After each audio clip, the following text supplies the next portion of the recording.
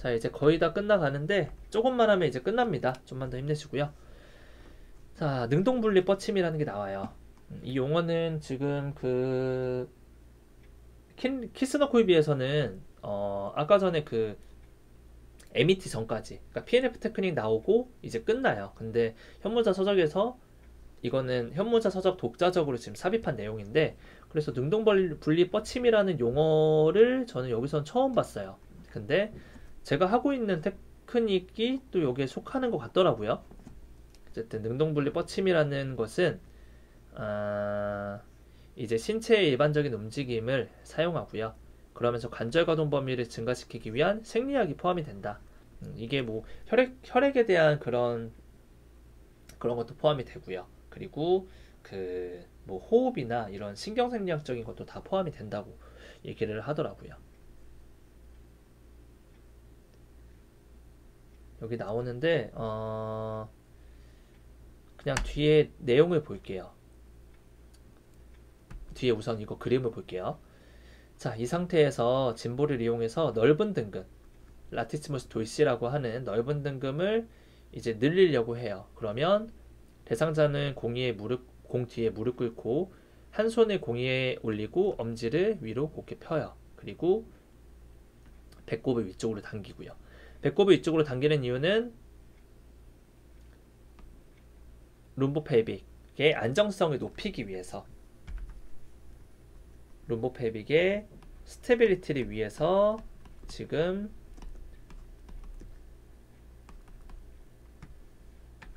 배꼽을 끌어당겨서 코어 근육에 좀 수축을 하고 있는 거다라고 보면 될 것 같고요.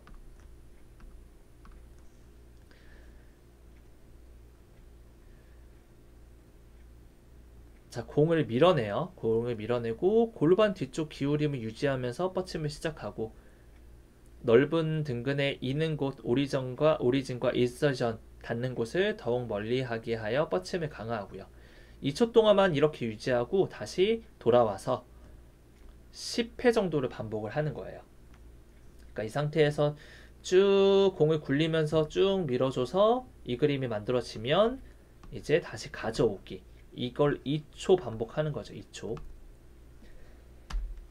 자, 그래서 이 그림을 보고 다시 이거를 보면 조금 좀 수월하게 이해가 될 거예요. 자, 대안근 뻗침을 위해 작용근을 수축을 해요. 작용근을 수축을 한다.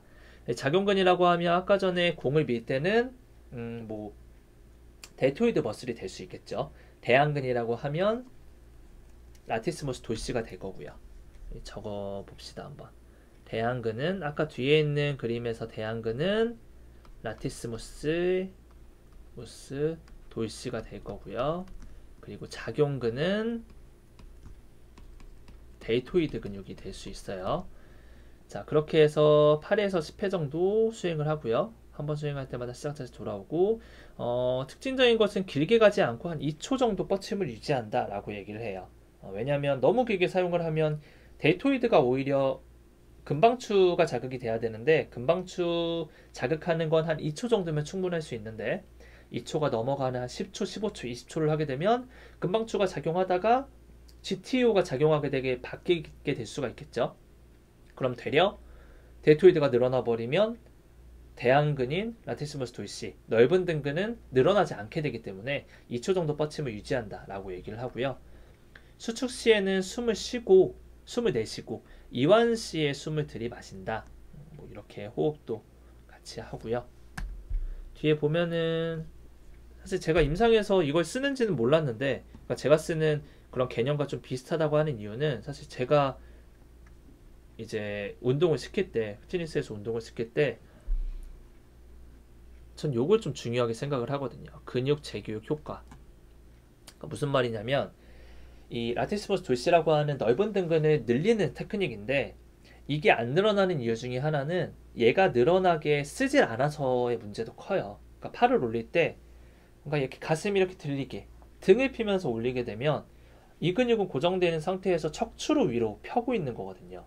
근데 얘를 잡은 상태에서 이렇게 올리면 이 넓은 등근이 늘어나게 되는 힘을 자연스럽게 받을 수 있는 건데, 뒤에 보면 지금 이때 코어 근육을 딱 잡아주고 쭉 밀게 되면 등이 펴지지가 않기 때문에 이건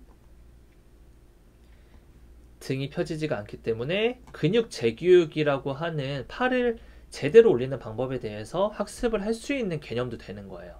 그래서 저는 실제로 피트니스에서 통증 있는 회원들에게 좀 액티브하게 운동을 가르칠 때 이런 이론으로 많이 했었거든요.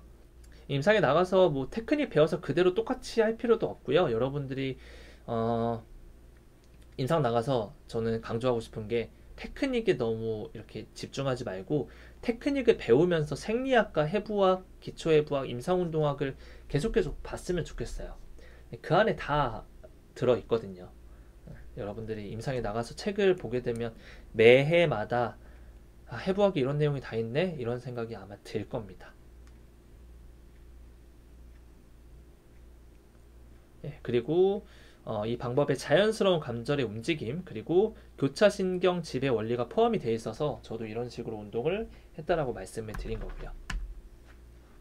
자, 여기서 골반의 뒤쪽 기울임이 나오죠. 이 골반 뒤쪽 기울임이 왜 나와야 하는지, 이걸 해야지 넓은 등근이 잘 늘어난다는 건데, 이거에 대해서 얘기를 좀 할게요.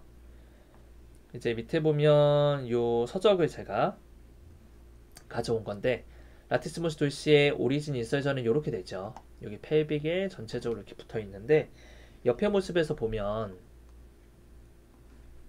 라티스무스 돌시가 이제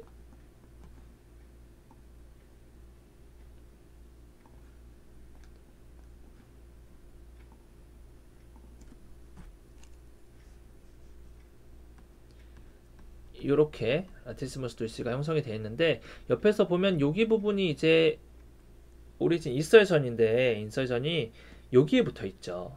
근데 여러분들 생각을 해보면 골반이 안테리어 티팅 된다고 생각해 보세요. 그러면 얘가 점점점 이렇게 올라오게 되면서 더 짧아지게 됩니다. 그래서 이 라티스무스 돌시를 늘릴 때는 골반을 되려 후방 경사, 뒤쪽으로 경사가 될 수 있게 이렇게 만들면 이게 조금 더 멀어지기 때문에 골반에 포스terior 티팅 시키는 테크닉을 많이 써요. 그래서 이건 참고로 알아두고요.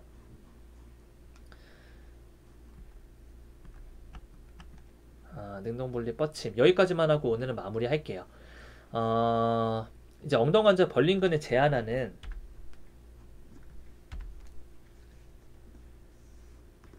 이거는 엉덩관절 모음근에 적용을 하는 건데, 양발을 어깨 너비보다 넓게 이렇게 스탠딩을 하고요. 이렇게 스탠딩을 한 상태에서 마찬가지로 배꼽을 코어를 잡아주고 쭉 펴진 다리의 사꼬랑 부위의 뻗침이 느껴질 때까지. 사꼬랑 부위의 뻗침이 느껴진다는 것은 어덕터 머슬에 스트레칭을 가하고 있다라는 거고요. 한쪽으로 움직이는 거예요. 그러면서 엉덩관절 부위, 뻗침 시 엉덩관절 부위를 유지해야 한다.